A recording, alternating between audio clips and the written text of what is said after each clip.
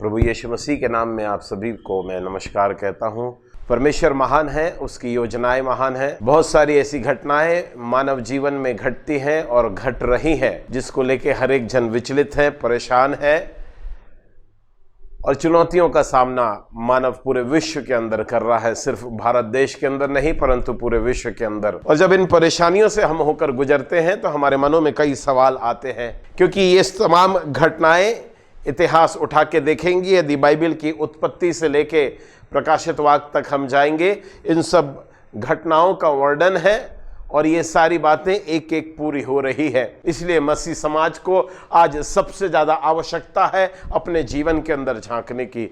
मसीह समाज को आज सबसे ज़्यादा ज़रूरत है। इन परेशानियों को जब होती है तो हम पूछे परमेश्वर से कि हम कैसे इससे बाहर आ सकते हैं, कैसे हम मसीह जीवन में होते हुए इनका सामना कर सकते हैं, कैसे इन बातों से जो हमारे परिवार में, हमारे जीवनों में, हमारे कलीसियाओं में घटती है, हम कैसे इनका सामना कर पाएंगे। और इन्हीं बातों को लेके एक संक्षिप्त में एक छोटा संदेश मुझे कहा गया है और उसी के लिए मैंने तैयारी करी है, जो आज आपके सामने रखना चाहता हूं। Facing the difficulties of life, जिंदगी की परेशानियों का सामना यदि हम कर रहे हैं, जिंदगी की चुनौतियों का सामना हम कर रहे हैं, इन सब बातों के दरमियान परमेश्वर के वचन के अंदर बहुत सारे सेवक हैं, बहुत सारे ऐसे परमेश्वर के दास हैं, दासियां हैं जो इनसे होकर गुजरे हैं। और इनके जीवनों से हमें सीखने को मिलता है कि परमेश्वर मेरे और आपको कैसे सिद्ध बनाना चाहता है, परमेश्वर मेरे और आपको कलीसिया में क्यों रखना चाहता है, परमेश्वर मेरे और आपको जिन कार्यालयों में हम काम कर रहे हैं, सरकारी हो, गैर सरकारी हो, प्राइवेट हो, गवर्नमेंट हो, किसी भी इंस्टीट्यूट में हो, या हो सकता हो कलीसिया की कोई संस्थाएं हो, क्यों परमेश्वर ने यहां रखा है। मैं आपके सामने इस बात को रखना चाहता हूं। Difficulties teaches us to know God's plan in our life. जो परेशानियां हमारे जीवन में आती है इसलिए कि हम परमेश्वर की योजनाओं को समझ सके, परमेश्वर का मकसद हमारे जीवन में समझ सके।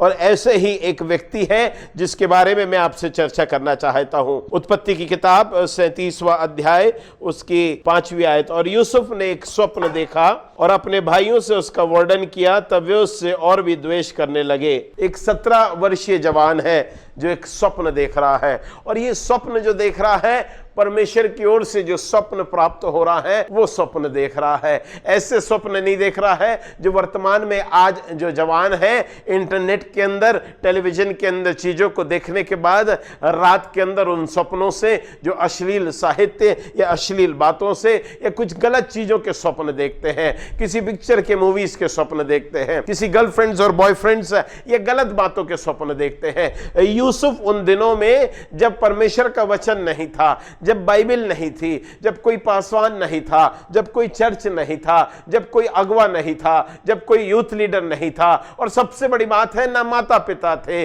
ना उसके भाई थे, ना कोई सिखाने वाला था, ना कोई आराधनालय का सरदार था। परमेश्वर की योजना और परमेश्वर के मकसद को पूरा करने के लिए परमेश्वर उसका चुनाव करता है और स्वप्न देख रहा है। आज मैं आपसे निवेदन करना चाहता हूं, हम कौन से स्वप्न देख रहे हैं, हमारे विजन क्या है, क्या हम परमेश्वर के नज़दीक चलना चाहते हैं, क्या मैं और मेरा परिवार परमेश्वर के संग चलना चाहता है, क्या मैं और मेरा परिवार जब यीशु मसीह बादलों पर आएगा, जिस रीति से मेरे प्रियो जब रैप्चर होएगा, तो हम चले जाएंगे कि नहीं उसके संग, हम आसमान पे उठा लिए जाएंगे कि नहीं। हम कौन सा स्वप्न देख रहे हैं, धनवान बनने का, पैसा कमाने का, नौकरी अर्जित करने का, विवाह करने का, जीवन साथी का चुनाव करने का, ये सब अच्छी बात है, परंतु इससे और भी बेहतर बात होगी जब हम परमेश्वर की बातों का स्वप्न देखेंगे, परमेश्वर से स्वप्न प्राप्त करेंगे। मेरे प्रियो, परमेश्वर इसको स्वप्न दिखा रहा है और इसने स्वप्न देखा है कि मेरा पूला जो है वो ऊपर उठ रहा है और बाकी सारे जो पूले हैं मेरे को झुक के दंडवत कर रहे हैं, मेरे को प्रणाम कर रहे हैं। और बाइबल बताती है इसके भाई इससे द्वेष करने लगे और तमाम भाइयों ने निर्णय लिया मिलके, मेरे प्रियो, इनके भाइयों ने निर्णय लिया कि आओ इसको हम मार दें। और जब मारने ही का निर्णय लेते हैं तो इनका एक भाई है जो बीच में इंटरवीन करता है। वो कहता है आओ हम यहाँ पे जो ये इश्माइलियों का जो दल आ रहा है हम इनके हाथ में बेच दें। और फिर वहां से इश्माइलियों के हाथ से मेरे प्रियो वो वहां पर मिस्रियों के हाथ में बेच दिया जाता है, पोतीफर के घर में पहुंच जाता है। वहां से परमेश्वर उसके जीवन के अंदर एक कार्य कर रहा है, परमेश्वर इंटरवीन कर रहा है। परिस्थिति कितनी भी कठिन हो आपके जीवन के अंदर, आपको ऐसा लग रहा है कि परमेश्वर नहीं है, आपको ऐसा लग रहा है परमेश्वर नियंत्रण में नहीं है, परंतु परमेश्वर को आपका और मेरा ख्याल है। परमेश्वर को आपके स्कूल का कॉलेज का ख्याल है जहां आप पढ़ रहे हैं, जहां पे आप काम कर रहे हैं। परमेश्वर को आपकी नौकरियों का ख्याल है। परमेश्वर को इस लॉकडाउन के अंदर भी आपकी फिक्र है, इसलिए आज तक मुझे और आपको जिंदा रखा है। हालेलुया। इसके बाद ये पोतीफर के घर में पहुंच गया है। पहले गड्ढे में डाला गया, गड्ढे में बड़े जहरीले किस्म के वहां पर सांप पाए जाते थे।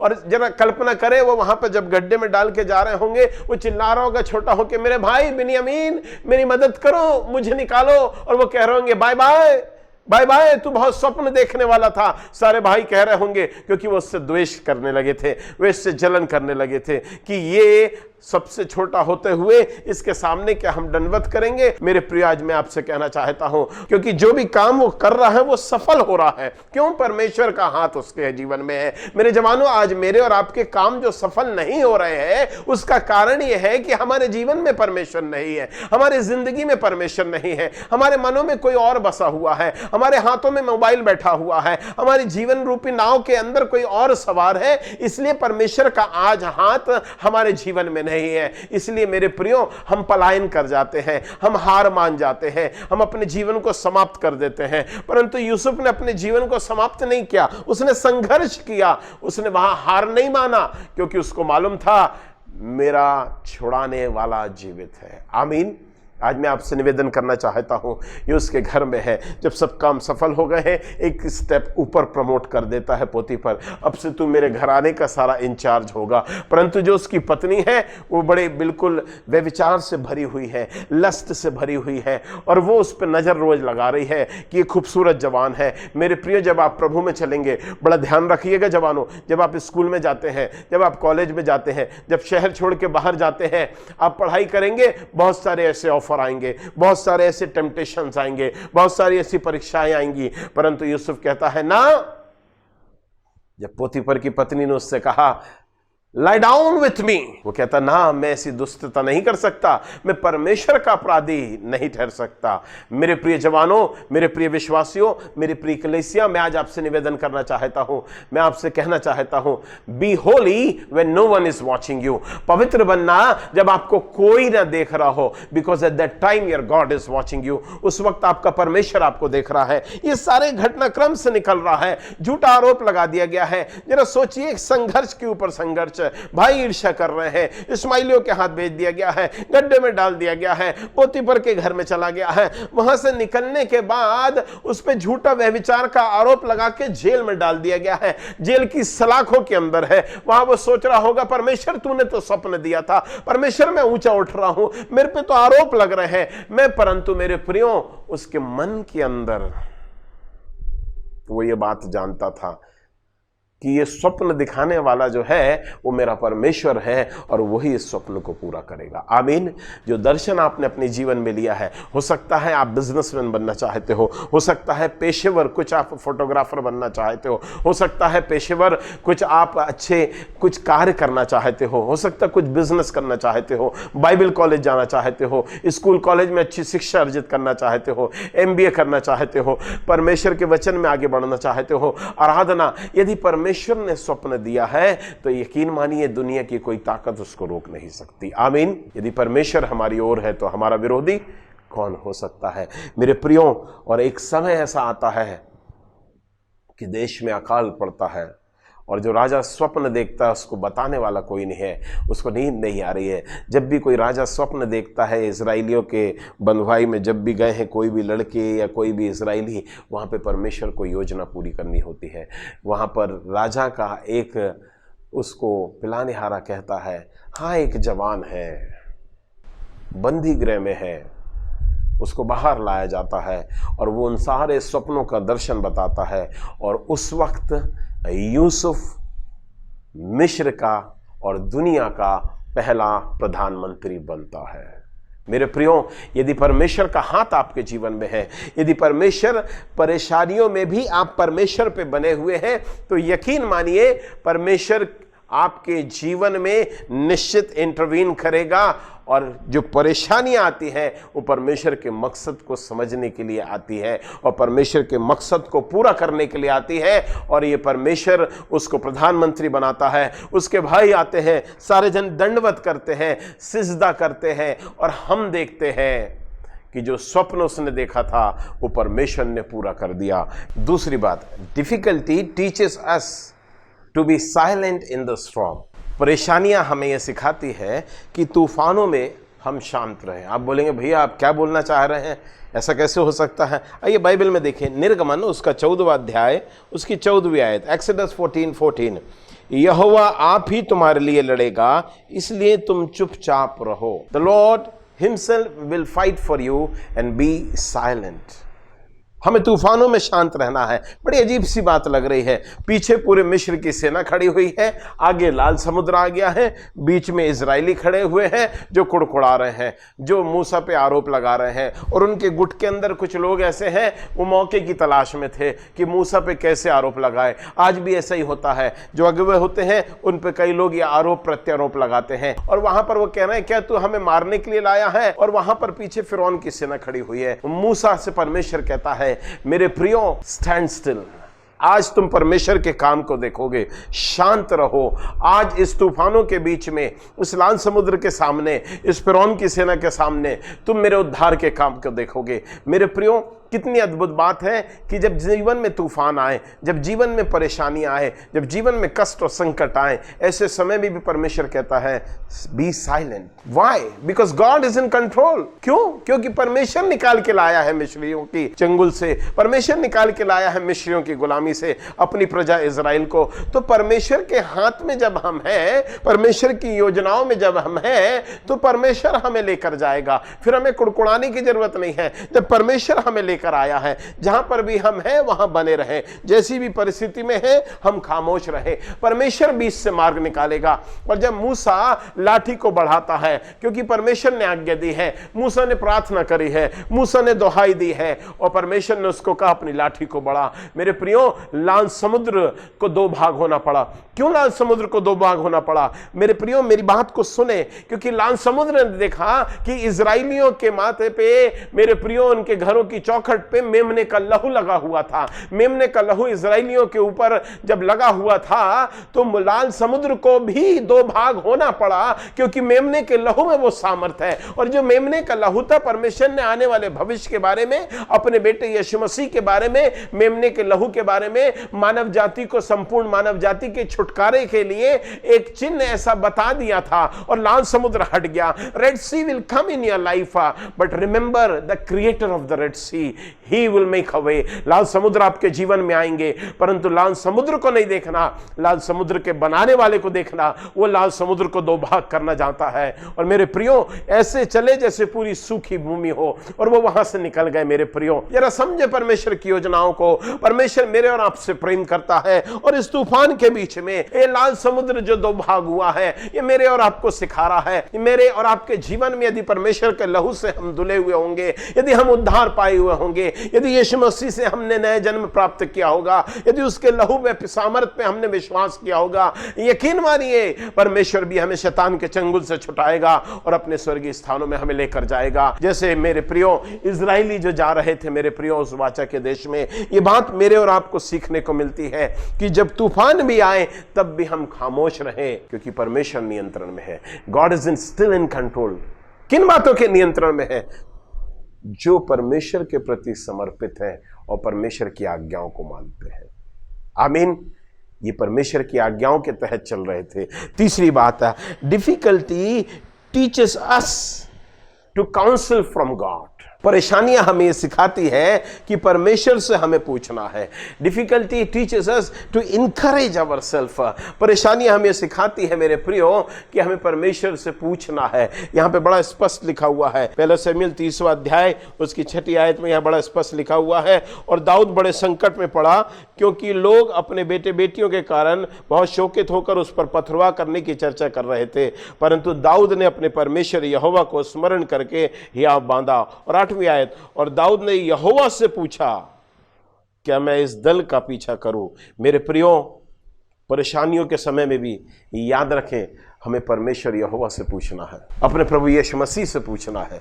दाऊद ने परमेश्वर से पूछा, संकट में पड़ गया है, उसके तमाम जगहों को लोगों ने आग लगा दी है, लूट लिया है, उसके परिवार को और तमाम स्त्रियों को, बच्चों को, वहाँ सब के लोगों को लोग लेके चले गए हैं, वो बंधुआई में चले गए हैं। और दाऊद, बाइबल कह रही, बड़े संकट में पड़ा, ही इज इन प्रॉब्लम। वो यहाँ पर इन बातों का सामना कर रहा है, परेशानियों का। बहुत बार हम अपने जीवन में परेशानियों का सामना करते हैं। हम रिश्तेदारों को फोन लगाते हैं, हम व्हाट्सएप करते हैं, हम मोबाइल में बातें करते हैं, एक दूसरे दोस्तों से बातें करते हैं, परंतु दाऊद ने किसी से बात नहीं करी।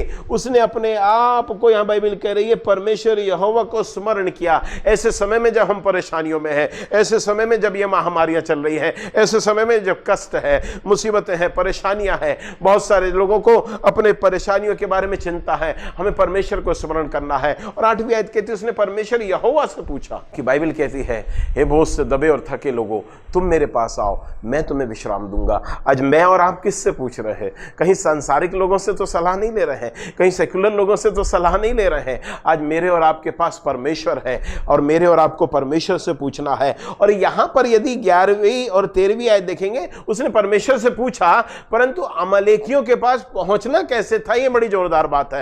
ये बड़ा अच्छा यहां पे पढ़ने में समझ आया। उसको पता ही नहीं था। यहाँ 11वीं आयत में उनको एक मिस्री पुरुष मैदान में मिला, उन्होंने उसे दाऊद के पास ले जाकर रोटी दी और उसने उसे खाया, तब उसे पानी पिलाया। मेरे प्रियो, दाऊद और उसके जनों ने एक बीमार व्यक्ति की, एक भूखे व्यक्ति की सहायता करी। आज मेरे और आपको समझना होगा, ये शत्रु का जन था, परंतु दाऊद ने शत्रुतापूर्ण व्यवहार नहीं किया।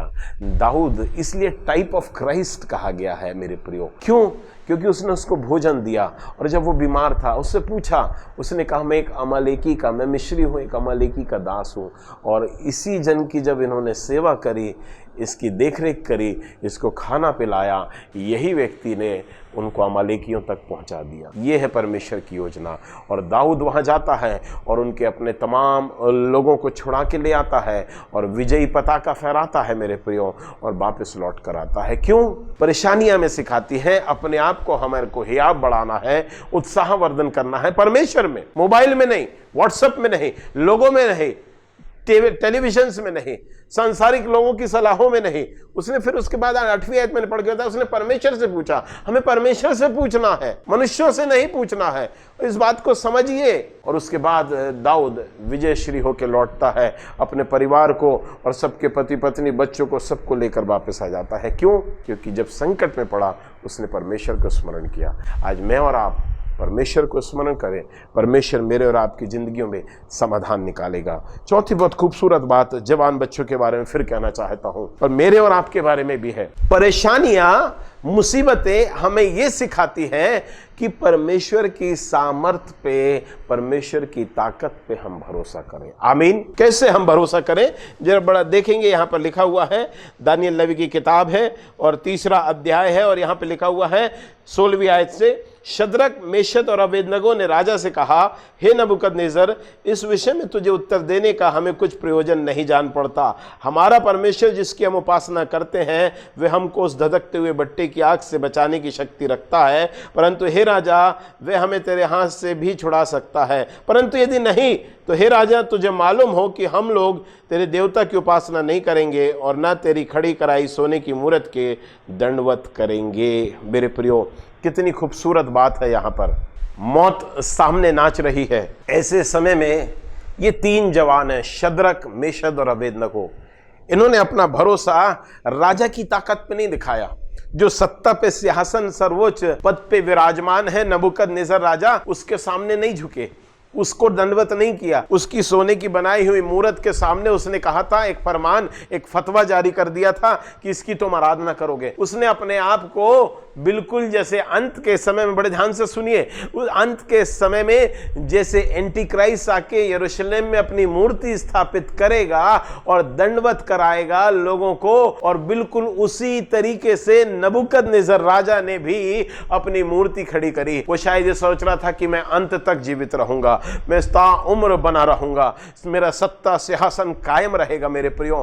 परंतु ये तीनों जवानों ने अपने जीवन में निर्णय लिया कि हमारा परमेश्वर हमारे छुड़ाने की कुवत रखता है, और यदि ना भी छुड़ाए हम दंडवत नहीं करेंगे। जो बात है वो ये है कि इन्होंने निर्णय लिया कि हम समझौता नहीं करेंगे। बहुत से मसीह लोग समझौता कर लेते हैं, जहां पे स्कूल में है, जहां पे कॉलेज में है, परिस्थितियां ऐसी आई, 2-4 दबाव आया, समझौता कर लिया। कार्यालय में जहां नौकरी करते हैं, इसको बुरा लग जाएगा तो समझौता कर लेते हैं। आप समझ गए होंगे मेरा इशारा क्या है। और बहुत से मसीह भी बहुत जगह दंडवत करते हैं जिस बात की बाइबल इजाजत नहीं देती है। बहुत से मसीह भी बुतों के सामने जाके अपने आप को नतमस्तक कर देते हैं, लोगों के सामने सरेंडर कर देते हैं, गलत संगति में सरेंडर कर देते हैं। और शायद आप समझिए, इन 3 जवानों को छोड़ के, और शायद दानियल किसी दौरे पे गया होगा क्योंकि वो इनसे उच्च पदों पर आसीन था। उस वक्त दानियल वहां पर उस वक्त नहीं था जब ये उनको कहा गया था, तो दानियल कहीं गया होगा। तो ये चारों जन को छोड़ के सैकड़ों यहूदी जवान होंगे और बड़ी उम्र के होंगे, सबने सर झुका दिया, सबने दंडवत कर दिया, परंतु इन्होंने नहीं किया। कुछ आए भी होंगे, कानों में खुसफुसाए होंगे, वो थोड़ा सा सर हिला लो, थोड़ा सा झुक जाओ, उसमें क्या है, बाद में क्षमा मांग लेना, परमेश्वर तो क्षमा करता है। अभी तो काम हो गया बॉस, अभी तो कैसे भी तुम अपनी नौकरी पालो, अभी तो तुम्हारा काम आड़ा तिरछे तरीके से बन जाए, अभी तो तुम घूस दे दो, अभी तो तुम कुछ भी कर लो, किसी भी तरीके से कर लो, झुक जाओ इस मूर्त के सामने जो राजा की बनी हुई है, परंतु बाद में परमेश्वर से माफी मांग लेना। इन्होंने कहा नहीं, we trust in God strength, हम इजराइल के जिंदा परमेश्वर यहोवा की सामर्थ पे भरोसा करते हैं। और जब राजा गुस्से से झुंझला उठा और राजा ने कहा, जब उसको खबर मिली कि इन लोग दंडवत नहीं कर रहे हैं, 7 गुना आंख के भट्टे को धधका दिया गया मेरे प्रियो। और 7 गुना धधकाने के बाद जिन लोगों ने उठा के फेंका था, बाइबल कहती है वो जल मरे, और परंतु शद्रक मेशक अबेदनगो के हाथ में जो बंधन बंधे थे वो खुल गए। ये आग जो है बंधनों को खोल देती है। ये आग जो है मेरे प्रियो, जब इन्होंने पवित्र साहस किया तो यकीन मानिए परमेश्वर खामोश नहीं बैठा, परमेश्वर का पुत्र को वहां पर आना पड़ा। और वहां पर नबूकदनेस्सर राजा घबरा गया और देखकर कहता है, सचमुच तुम्हारा परमेश्वर जीवित परमेश्वर है। शद्रक मेशक अबेदनगो के परमेश्वर के सामने हर एक को झुकना पड़ेगा। और राजा का स्टेटमेंट पलट गया है, राजा भयभीत हो गया है। मेरे प्रियो, क्यों? बहुत से लोग कहेंगे यहां पे जो आश्चर्य कर्म हुआ, आग के भट्टे में चौथा पुरुष आ गया, पर इससे ज्यादा जबरदस्त बात जो है, ये तो आया ही था, इन्होंने समझौता नहीं किया। आज 90% मसीह लोग समझौता कर रहे हैं, कलीसियाओं के अंदर समझौता कर रहे हैं। बहुत सी ऐसी शिक्षाएं आ गई हैं जिनको उनको ग्रहण नहीं करना है, उस शिक्षाओं से समझौता कर रहे हैं। आज बहुत से मसीह ऐसे जवान हैं मेरे प्रियो, जो गलत काम कर रहे हैं, जो चोरी कर रहे हैं, जो घूस ले रहे हैं, जो गलत बातों में लिप्त पाए जाते हैं। बाइबल इसकी इजाजत नहीं देती, इन्होंने समझौता नहीं किया, चाहे कुछ भी हो जाए, no matter what it come में। बहुत सारे यहूदियों ने झुक गए, परंतु शद्रक मेशक अबेदनगो नहीं झुके। और ये बात इस बात को बताती है कि परेशानियों में हमें परमेश्वर की ताकत पे, परमेश्वर की सामर्थ पे भरोसा करना है। हालेलुया। 5वीं बात जो आपको बताना चाहता हूं, परेशानियां हमें सिखाती है कि हमें परमेश्वर से प्रार्थना करना है। आप बोलेंगे भैया परेशानियों में कैसी बात कर रहे हैं, हम कहां से प्रार्थना करेंगे? प्रेरितों के काम 16वां अध्याय उसकी 23वीं आयत से, और बहुत प्रेतों के काम 16-23, और बहुत बेत लगवाकर उन्हें बंदी गृह में डाला और दरोगा को आज्ञा दी कि उन्हें चौकसी में रखे। उसने ऐसी आज्ञा पाकर उन्हें भीतर की कोठरी में रखा और उनके पांव काट में ठोक दिए। 25वीं आयत, आधी रात के लगभग पौलुस और सिलास प्रार्थना करते हुए, ये आधी रात, midnight prayer which is very important in our life, मध्य रात्रि की प्रार्थना। परेशानी में है, बेतें पड़ी हैं, बेरहमी से मारा है, निर्वस्त्र कर दिया गया है और किसी बुरे काम के लिए नहीं, परमेश्वर के काम के लिए प्रताड़ित किया गया है। आज बहुत से लोगों को प्रताड़ित किया जा रहा है, मारा जा रहा है, सताया जा रहा है। ऐसे ही इनको भी मारा गया और काट में बांध दिया गया। अब चलेंगे भी तो वो काट आपस में हड्डियां टकराएंगी दोनों पांव की और लोहलुहान हो जाएंगे, घायल हो जाएंगे। इस बात की इनको चिंता नहीं है। आधी रात हुई है, मध्य रात्रि में, आधी रात, मिडनाइट, पौलुस और सिलास ने प्रार्थना प्रारंभ कर दी। मेरे प्रियो, जब हम परेशानियों में होंगे हम प्रार्थना करना प्रारंभ करें। आधी रात की प्रार्थना का मतलब यह है मिडनाइट जब हम प्रेयर करेंगे, अंधकार की शक्तियां 12 बजने के बाद अपने कामों में जुड़ जाती हैं। शैतान के दूत अपने कामों में लग जाते हैं, एक्सीडेंट में, रेप में, मर्डर में, हत्या में, चोरी में, डकैती में, व्यभिचार में। और उसी वक्त जब परमेश्वर के दास दासी विश्वासी जन मध्य रात्रि में प्रार्थना करते 12:01 से, यकीन मानिए आपको अपर हैंड मिल जाता है और अंधकार की शक्तियां फिर हमारे परिवारों पे आक्रमण नहीं करती है। और आधी रात को ये प्रार्थना ही कर रहे थे और वहां लिखा हुआ है मेरे प्रियो, बंदी गृह की नींव डील गई, एक बड़ा भूकंप हुआ, पूरी नींव डोल गई। जब हम प्रार्थना करेंगे परेशानियों में, कष्टों में, दुख में, मुसीबत में जब हमारे घरों में आती है, बीमारियों में और इस महामारी के समय में, यकीन मानिए लोग व्हाट्सएप कर रहे हैं कि कोरोना वायरस से ऐसा बचा जाए, गर्म पानी पिए जाए, नींबू पानी पिया जाए। मैं आपसे कहना चाहता हूं, मेरे और आपको यदि कोई बचा सकता है तो वो है प्रार्थना। हालेलुया। और प्रार्थना ही मेरे और आपको आगे लेकर जाएगी। मैं आपसे निवेदन करना चाहता हूं, इन्होंने प्रार्थना करी, वहां पे भूकंप आ गया। मैं और आप प्रार्थना करेंगे, आत्मिक भूकंप आएगा। और सबसे बड़ी बात जो वहां पर घटी है, मेरे और आपको सीखने को जो मिल रही है, इसको समझना होगा। वहां पे जो बात घटी है वो ये है कि सारे बंधन खुल गए और सारे कैदी आजाद हो गए। शैतान इसलिए नहीं चाहता है कि मैं और आप प्रार्थना ना करें, क्योंकि लोगों के बंधन खुलेंगे और सारे की सारे कैदी जो बंधे हुए हैं शैतान के बंधुआई में, वो आजाद हो जाएंगे। इसलिए मैं आज आपसे निवेदन करना चाहता हूं, परमेश्वर की दया स्मरण कराना चाहता हूं कि कैसी भी कठिन परिस्थितियां हो, कैसी भी परेशानियां हो, हम प्रार्थना करें, हम प्रार्थना करें। और ये प्रार्थना के संग बाइबल कह रही है वे आराधना भी कर रहे थे। आराधना और प्रार्थना सारे बंधनों को तोड़ देती है। बजाय सांसारिक बातों के, गानों के, हम परमेश्वर की आराधना करें, परमेश्वर की स्तुति करें, पर पवित्रता में, सांसारिक समझौते में नहीं। बहुत से लोग अभी आराधना कर रहे हैं, मैं देख रहा हूं, और बहुत से लोग उनमें से प्रचार कर रहे हैं। उनके मोबाइल में यदि आप कॉल करिए तो उनके मोबाइल में पिक्चर के गाने बज रहे हैं और वो टीवी, फेसबुक में ऑनलाइन प्रचार कर रहे हैं और वो वर्शिप कर रहे हैं। बहुत सारे लोगों को बड़ा अजीब सा लगता है। परमेश्वर पवित्र है मेरे प्रियो, इसलिए पवित्रता में शोभायमान होकर मेरे और आपको परमेश्वर की आराधना करना है और प्रार्थना करना है। मैं आपसे कहना चाहता हूं, ये परेशानियां जो मेरे और आपके जीवन में आती है, ये इसलिए आते हैं कि हम परमेश्वर के मकसद को समझ सकें, परमेश्वर की योजना को समझ सके। ये परेशानियां मेरे और आपके जीवन में आती है, इसलिए आती है कि ये सिखाती है कि तूफानों में भी हम शांत रहना सीखें, क्योंकि परमेश्वर नियंत्रण में है। परमेश्वर लाल समुद्र को 2 भाग करना चाहता है। ये परेशानियां मेरे और आपके जीवन में आती है तो ये सिखाना चाहती है कि हम परमेश्वर से पूछे, परमेश्वर में अपने आप को हियाब बढ़ाए। और दाऊद ने पूछा और दाऊद विजयश्री हो गया और जीत के अपने परिवार को छुड़ा के ले आया। और परेशानियां मेरे और आपको सिखाती है कि हमारा और आपका भरोसा संपूर्णता से 100% से परमेश्वर पर होना चाहिए। क्या आज आप परेशानी में हैं? क्या आज आप तकलीफ में हैं? क्या आज आप कष्ट में हैं? क्या आज आप दुखों में हैं? क्या आपको वायरस डरा रहा है? मैं आज आपसे निवेदन करना चाहता हूं, आपका भरोसा परमेश्वर पर होना चाहिए। आपको परमेश्वर से पूछना चाहिए, आपको परमेश्वर के वचन में जाना चाहिए, आपको खामोश रहना चाहिए, यहां वहां की बातों में ध्यान नहीं बटाना चाहिए। ये अंत का समय है और ये सारी परेशानियां मिलके बाइबल कहती है भलाई को उत्पन्न करती। परमेश्वर मेरे और आपको आशीष दे। आइए हम प्रार्थना करें। प्रभु यीशु मसीह, हम आपके पास आते हैं। प्रभु यीशु मसीह, इन परेशानियों में, इन कष्टों में, इन दुखों में प्रभु यदि कोई होकर जा रहा है, प्यार प्रभु जी, जो भी संदेश को सुन रहा है, यदि कोई बीमार है, यदि कोई आर्थिक तंगी से गुजर रहा है, किसी को नौकरी की आवश्यकता है, बच्चे यदि परीक्षा दे रहे हैं, किसी भी वातावरण में पारिवारिक संघर्ष चल रहा है, प्यार प्रभु जी, सेपरेशन की लड़ाइयां चल रही है, हम आपसे निवेदन करते हैं प्यार प्रभु जी, आप इंटरवीन करिए, आप मध्यस्थता करिए, पूरा नियंत्रण करिए और लोगों को इन बीमारियों से आजादी दीजिए प्यार प्रभु जी, और पूरे लोगों की आप रक्षा करिए प्रभु जी। हम में से हर एक के साथ होइए। ये विनती आपके बेटे यीशु मसीह के नाम से मांगते हैं, आमीन। God bless you. Thank you very much.